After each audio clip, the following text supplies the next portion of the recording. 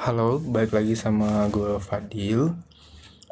Di sini di sebentar aja bakal bacain buku yang uh, penuh makna gitu ya. Jadi tidak sekedar membaca, saya juga mungkin akan sedikit menanggapi dan lain sebagainya.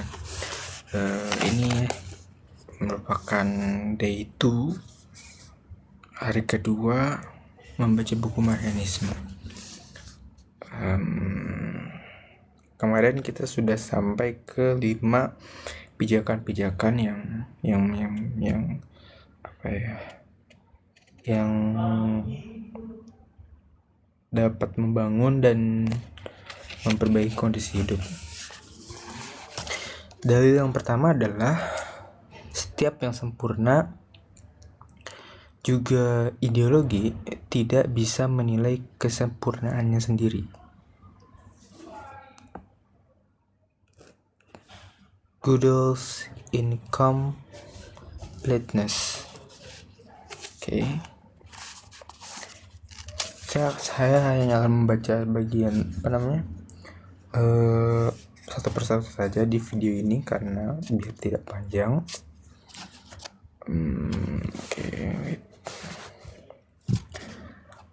Setiap pengetahuan, gagasan atau ideologi yang mendaku kesempurnaan berbenturan dengan keterbatasannya sendiri. Sebagaimana ditunjukkan matematikawan Kurt Gödel melalui gagasannya, yaitu adalah incompleteness. Gitu berarti spellingnya, sorry kalau misalnya salah. Gödel sedang meletakkan dinamit dari ambisi manusia, menyusun sistem pengetahuan yang dapat menjelaskan seluruh realitas dengan lengkap, koheren, dan terpadu. Dalam teorema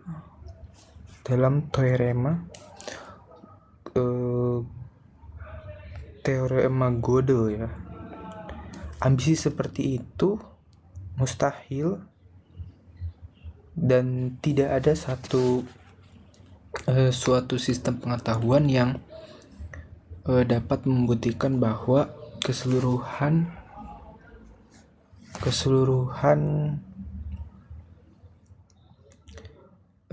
dirinya itu secara final dari dalam dirinya sendiri, sehingga ia membutuhkan keberadaan selain dirinya untuk membaca sistem pengetahuan tersebut. Ini yang menjadi dasar gagasan atau ideologi yang yang sering berbenturan dengan keterbatasannya sendiri, yang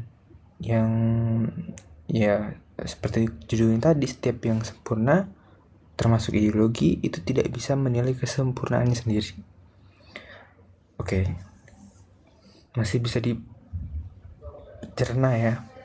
Nah, kemudian dalam konteks konsepsi politik seperti Marxisme, kesadaran akan incompleteness ini nanti kita akan cari incompleteness ini apa maksudnya.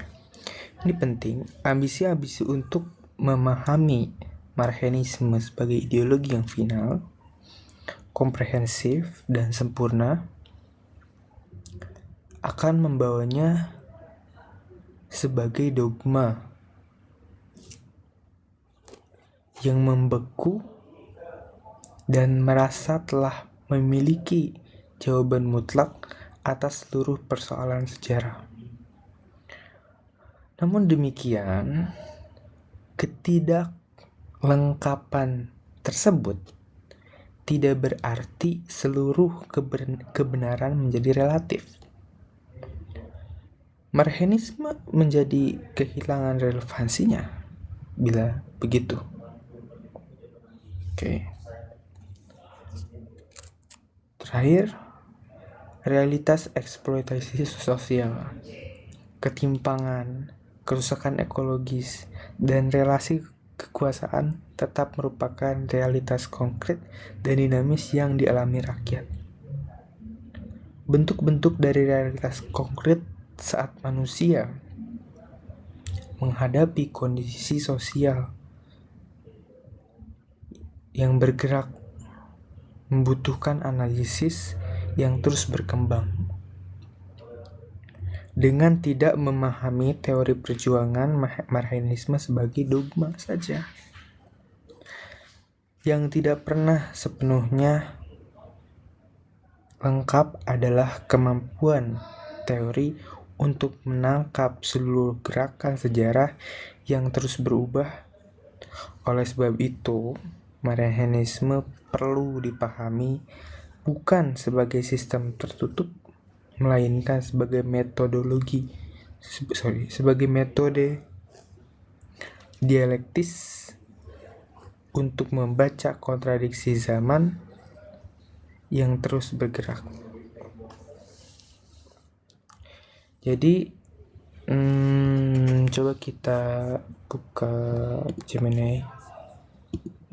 Saya penasaran dengan istilah ini, apa namanya, Gödel incompleteness. Kita dari incompleteness itu kali ya. Incompleteness.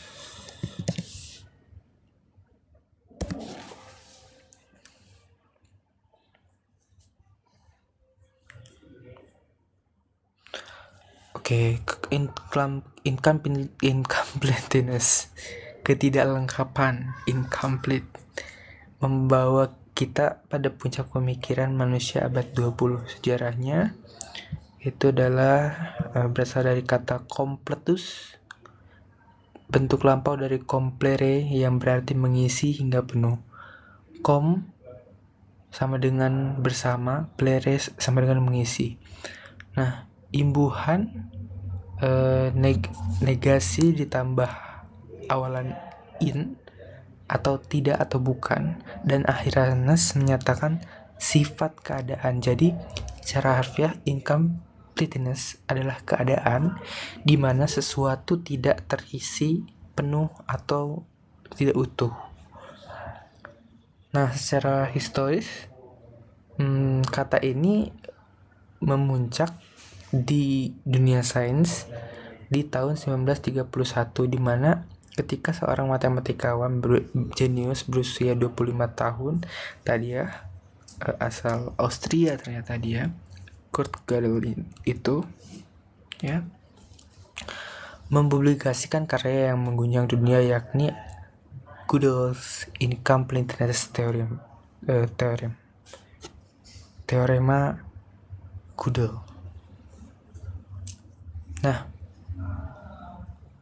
di awal abad ke-20, para ilmuwan dan matematikawan besar seperti David Hilbert memiliki ambisi yang sangat angkuh. Mereka ingin menciptakan suatu sistem yang sempurna, logis, mutlak, dan lengkap. Mereka percaya bahwa setiap kebenaran di alam semesta ini pasti bisa dibuktikan secara matematis.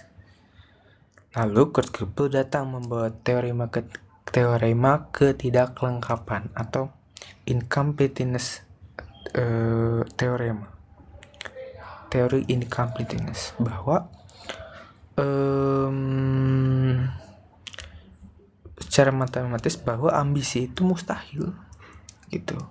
Dan secara sederhana teorema Gödel menyatakan bahwa dalam sistem logika apapun yang kita buat, jika sistem itu cukup konsisten, akan selalu ada pertanyaan-pertanyaan benar, tetapi tidak akan pernah bisa kita dibuktikan menggunakan aturan yang ada di dalam sistem tersebut.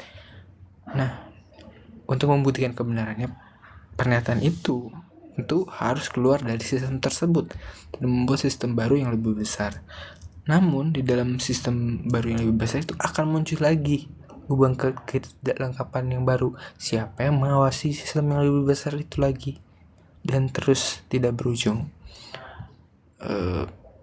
Jika kita hubungkan dengan konsep-konsep elastisitas dan batasan alam yang kita bahas sebelumnya, seperti bagaimana harus tahu batas apoptosis, atau bagaimana kloroplast membutuhkan kelenturan heksa di katerenoid ini. Sorry, ini dia pakai informasi saya sebelumnya gitu ya. Filosofi kerendahan hati, humility, teorema ketidaklengkapan adalah tamparan ilmiah bagi keangkuhan akal manusia yang membuktikan bahwa kita atau sistem komputer yang secanggih apapun tidak akan pernah bisa menciptakan teori segala sesuatu, theory of everything, yang mengunci seluruhnya kebenaran dalam serumus tunggal. Selalu ada misteri, selalu ada x dari y yang mau kita cari gitu. Ketidaklengkapan ini sebagai motor penggerak atau acceleration. Nah, bayangkan jika matematika atau pengetahuan manusia bisa lengkap dan selesai utuh.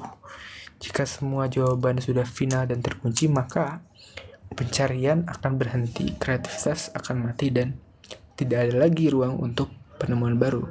Nah, incompleteness ini bukan berarti sebuah cacat atau kerusakan, melainkan ia adalah ruang kosong yang sengaja disediakan oleh alam agar kita terus bertanya, terus belajar, dan terus bertumbuh. Kebenaran selalu lebih besar daripada sistem yang kita gunakan. Oke. Dari sini saya menangkap makna dari subbab ini tentunya yang berjudul setiap yang sempurna tidak bisa menilai kesempurnaannya sendiri. Jadi siapa yang berhak menilai kita? Oke, ada orang tua yang berhak misalkan menilai kita. Oke, siapa yang berhak menilai orang tua? Oke, orang tuanya, berarti nenek saya. Oh, siapa yang berhak menilai nenek saya? Terus aja sampai tidak ada ujungnya, tidak ada habisnya. Jadi termasuk ideologi di sini dijelaskan, intinya seperti itu. Intinya termasuk ideologi, gagasan atau ide itu punya keterbatasan, ya.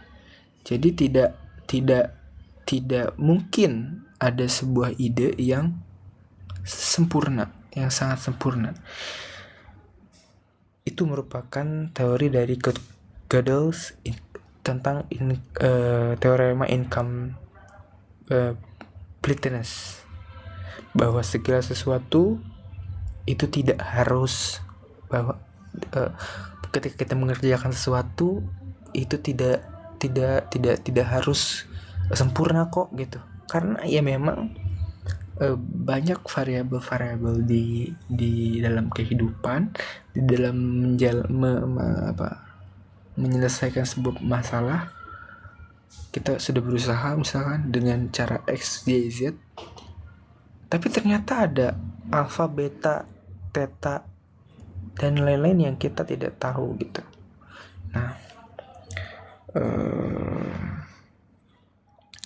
di akhir paragraf penulis menjelaskan bahwa memahami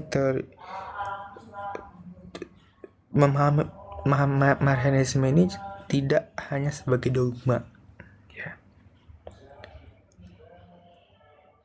tapi memang bentuk-bentuk realitas yang konkret gitu. Misalkan tadi ada ketimpangan sosial, eksploitasi sosial, kemudian kerusakan alam, ekologis, dan lain sebagainya, yang itu kita bisa masuk di area itu untuk membentuk sebuah gagasan atau ide yang tadi ada keterbatasan, income, plateliness. Oke, mungkin itu sekian dari aku.